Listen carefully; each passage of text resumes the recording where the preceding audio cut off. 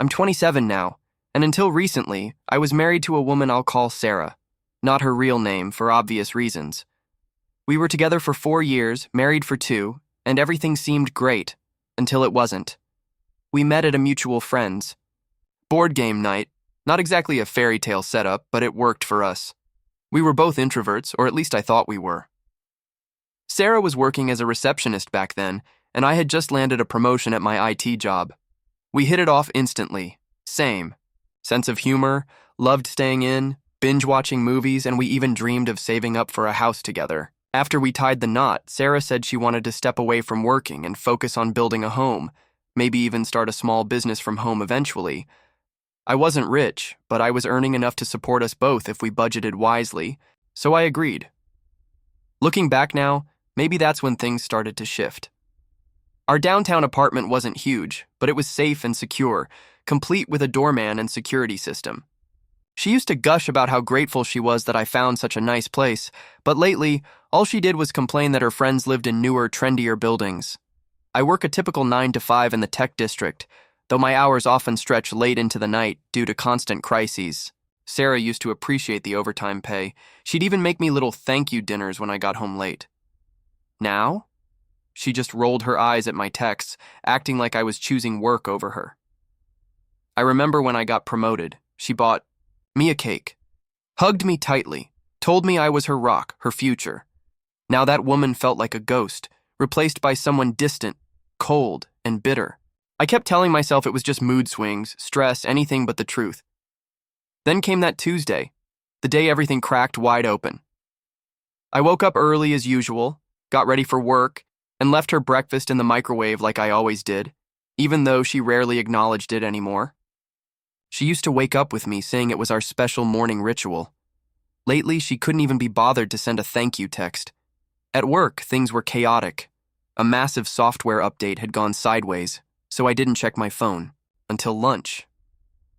That's when I noticed she hadn't texted me at all, not even a meme or a "what do you want for dinner" like she used to. I figured maybe she was busy running errands, so I called her. When she answered, something felt off. Her voice was low, rushed, like she didn't want someone else to hear her. "Hey, I'm busy. Can I call you later?" she said, and then hung up, or thought she did. That's when everything fell apart. I was about to put my phone down when I realized the call was still active. I could hear background noises, plates clinking, casual chatter. She was at a restaurant. Confused, I kept listening. I know, maybe I should have hung up, but I didn't. And thank God I didn't. At first, I thought she was having lunch with a friend, but then I heard her voice take on a tone I hadn't heard in months. Flirty, giggly, seductive. She called someone sweetheart, laughed that intimate kind of laugh people reserve for someone they're trying to impress. My stomach twisted into a knot. I froze, sandwich in hand, not even breathing. Then she started mocking me, calling me clueless, joking about how I never suspect anything, laughing like I was some pathetic punchline. Every second I kept listening, a piece of me shattered. The man who worked late nights to make her dreams possible was now just a joke to her. The same man who paid all the bills, supported her decision to quit working and left her breakfast every morning, was being laughed at behind his back. I wanted to believe there was some kind of explanation, that she was talking to a friend, that it was some dark joke I didn't understand. But the more I heard, the harder it was to lie to myself. My hands were trembling, heart pounding, mind racing. I wanted to hang up, to spare myself the rest, but I couldn't. Some tiny, desperate part of me still hoped I'd hear something that would redeem her, some shred of decency, something to prove me wrong. But that never came. Instead, I listened. As my wife, the woman I gave everything to, flirted and laughed with another man, while dragging my name through the mud like I was disposable. And in that moment, I realized the Sarah I fell in love with no longer existed. When she spoke to him in that soft, flirty tone, the same one she used to use on me back when we first fell in love, it felt like a punch to the gut. "You always know just what to say," she told him, giggling. "I love how you just get me." Every sugary word twisted my stomach tighter. I work in IT, so recording things is second nature. It's routine to document important calls and meetings. I still had a voice recording app on my phone from a client meeting last month. Without thinking, I hit record. That one instinctive action probably saved me from a world of future pain. The things I captured? Unbelievable. Sarah was practically glowing as she gushed to this guy. "You're nothing like him," she said. "All he ever talks about is money and saving for a house. It's so dull. You actually know how to live." That one stung. Yeah, I talk about budgets because I'm the one keeping us afloat, paying all the bills, including the phone she was using to mock me. Then she casually revealed they'd been meeting up every time I worked late, the very hours I poured into trying to give her a better life. Those late nights weren't for me, they were for us. Or so I thought. She even trashed the promotion. I'd been chasing the one she claimed she was proud of, telling him how annoying it was that I was always at work. But what truly broke me was hearing her laugh, not a light chuckle, a full, free laugh. The kind I hadn't heard in months. "He's always buried in his computer," she said. "He doesn't even notice when I try to look nice, but you always notice." I wanted to scream that I did notice. I saw everything. How her eyes used to light up when I brought her flowers. How she'd melt into my arms after a long day. How she once said she loved me because I made her feel safe. But I guess none of that mattered anymore. I was killing myself to build a life for us, and she was ridiculing me for it, while sipping wine with another man. The final blow came when she said, "This new bistro is amazing. Thanks for bringing me here." I recognized the name instantly. It was the same high-end restaurant I suggested for our anniversary, the one she'd called wasteful for charging $30 a plate. Suddenly, it wasn't too extravagant when he was paying. I knew exactly where they were, just 15 minutes from my office. As I sat there stunned, my coworker Steve passed by and immediately noticed something was wrong. I mumbled something about feeling sick, and he offered to cover for me. Steve's a real one.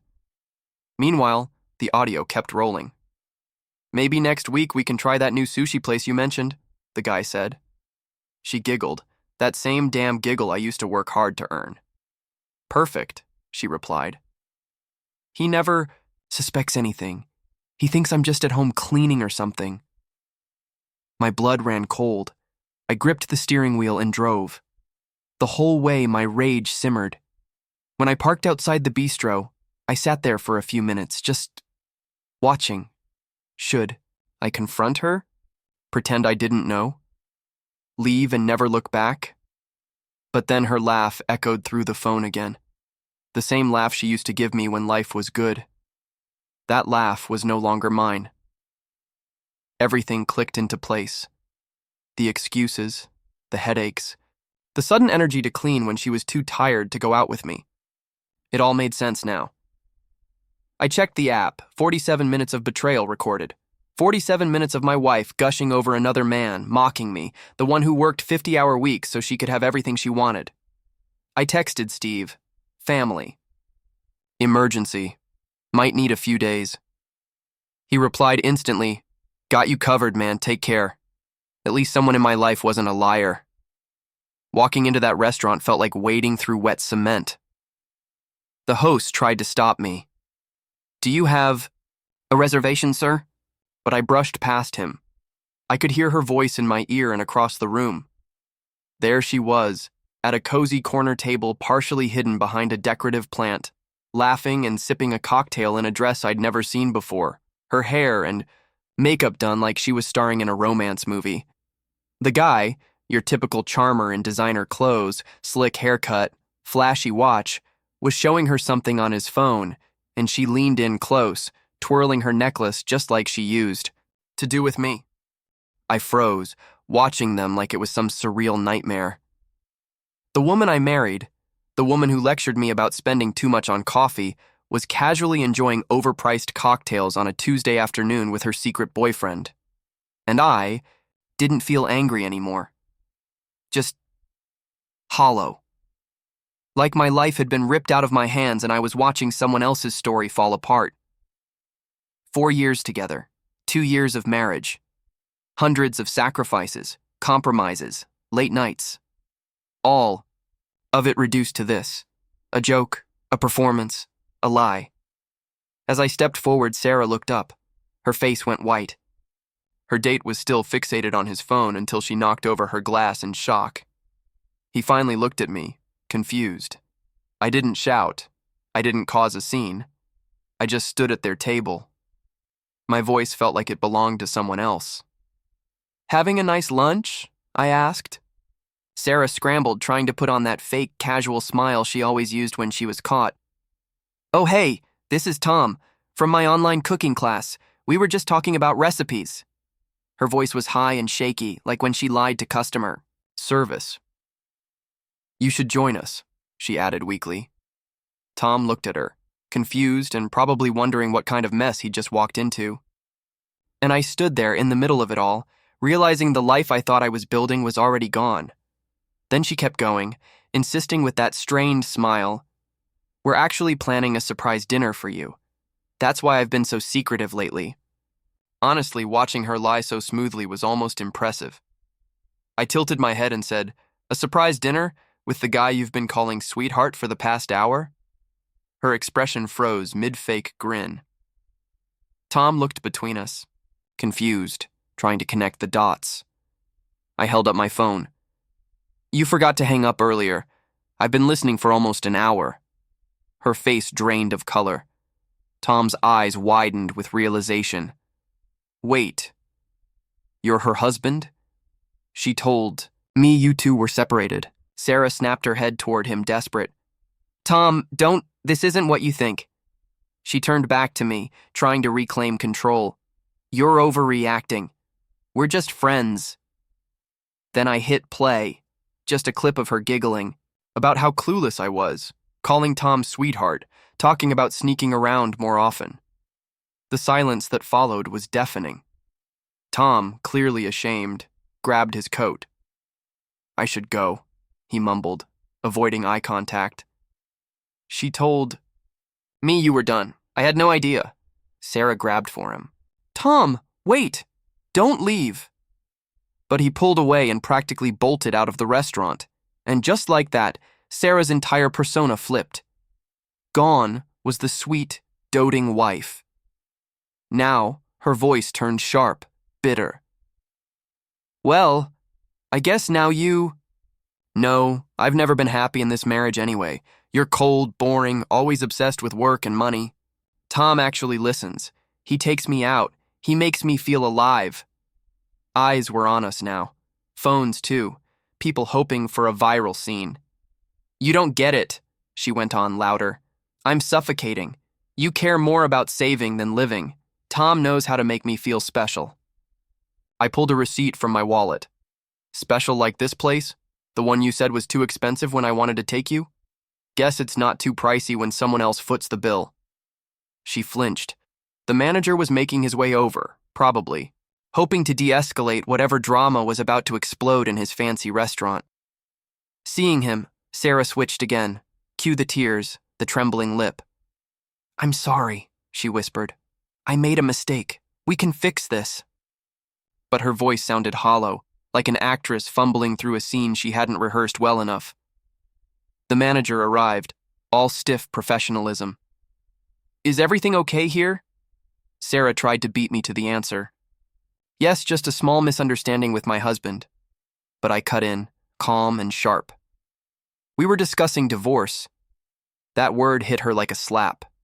The fake tears stopped instantly. Her face twisted. "You can't just decide that."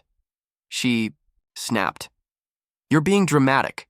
We need to talk like adults." I tossed down enough cash to cover their untouched meals.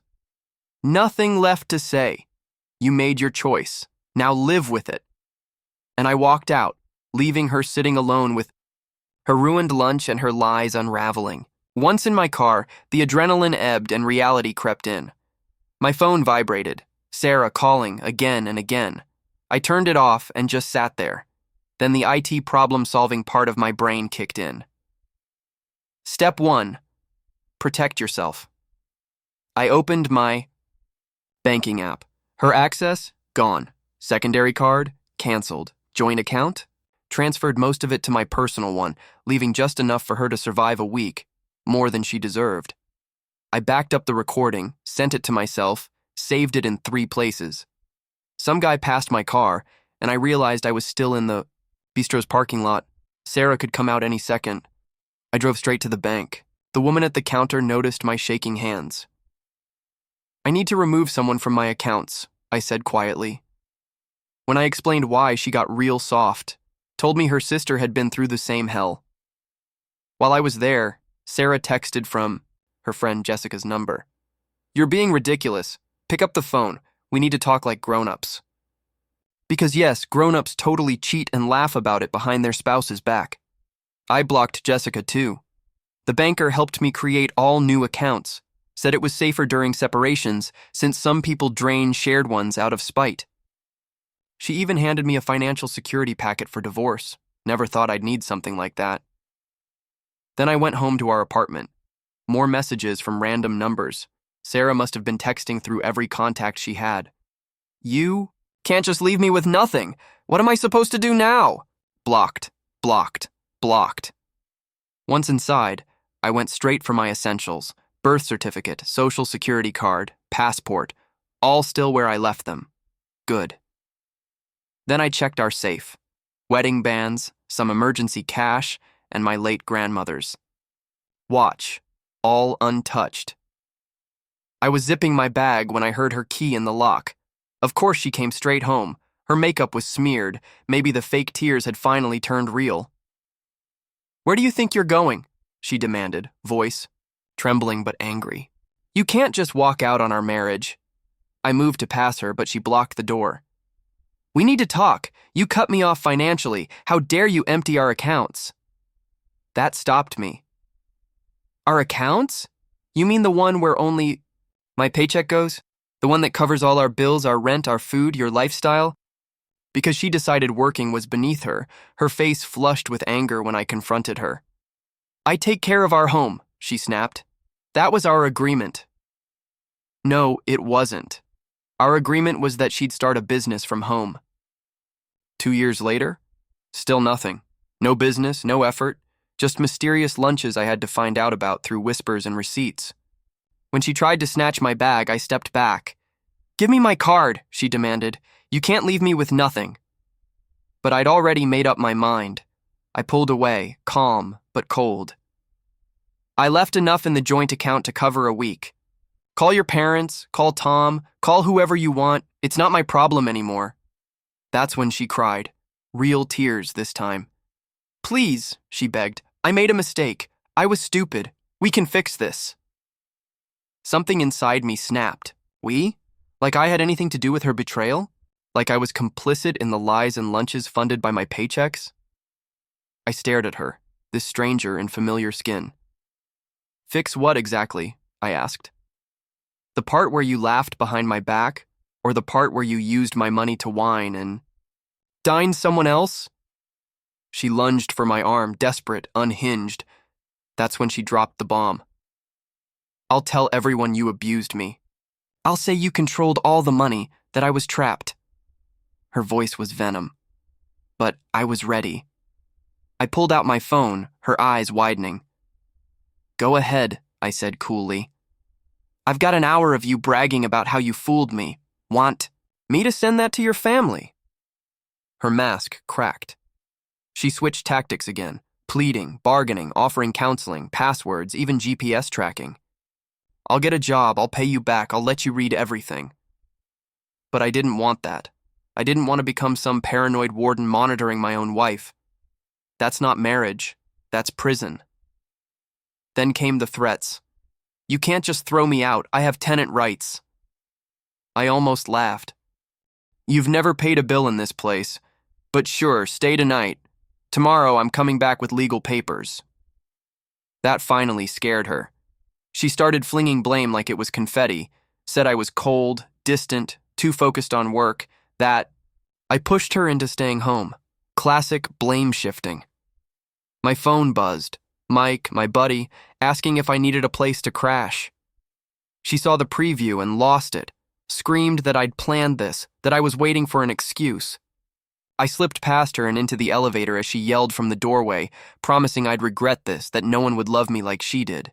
But the doors shut on her rage, and for the first time in a long time, I could breathe. She posted some vague fighting for my marriage garbage on Facebook. Mike didn't ask questions when he picked me up, just opened the trunk. The next morning, reality hit. I woke in his spare room to dozens of missed calls. She'd been calling everyone we knew from different phones after I blocked her. My boss was unexpectedly cool, told me to take a week. The divorce lawyer, my coworker, said something that stuck. Your wife's about to learn that actions have consequences. And oh, she did. By noon, she drained the joint account. Tried using our emergency credit card, too bad I'd frozen it. Then she went nuclear. Facebook rants, messages to my family claiming I'd financially and emotionally abused her. My sister called laughing. Funny how Sarah never mentioned any of this until now. The lawyer moved fast. Papers were ready the next day. When she got served, she exploded. Threw my stuff off our balcony in full view of the hallway security cameras she forgot existed. Cops were called. She cried abuse, but the footage said otherwise. I got a police escort to collect what was left. Walking through the ruins of our apartment with officers while she sobbed and screamed about sacrifices she made. It was surreal. One cop looked uncomfortable, the other stone-faced, like he'd lived it too. Over the following weeks, she tried everything. Showed up crying at my job, sent her friends, got her dad to make hollow legal threats. Meanwhile, Tom, the guy she was cheating with, reached out with receipts. Literally. Texts showing she told him she was already separated. Guess guilt finally got to him. More fuel for my lawyer. Thankfully, our state isn't no fault, so once the abuse claims fell apart, thanks to my recordings and the cameras, she had no leverage. Her own lawyer told her to settle. She left with her clothes and her car, which I signed over just to end it. That was 4 months ago. She moved in with her parents and occasionally stalks me through fake accounts. Tried dating Tom again, but apparently he wasn't into someone who couldn't fund her own fancy dates anymore. My new apartment is smaller, quieter, but mine. No more surprise charges, no more lies about cleaning while she met other men. People ask if I regret anything. Only that I didn't catch on sooner. That phone call, her bragging, was a gift. Imagine finding out years later with kids. Sometimes the worst day of your life saves you from the worst future. Mike still hosts game nights, my sister visits more, and even my old neighbor sends cookies through her grandson. Yesterday, I walked past that bistro where it all started. Saw a couple inside, the guy glued to his phone while the girl looked on, hurt. I almost wanted to warn him, but I didn't. It's not my problem anymore. I've got peace now, my space, my freedom. The trust issues will take time, but at least I'm not funding anyone's secret lunch dates ever again.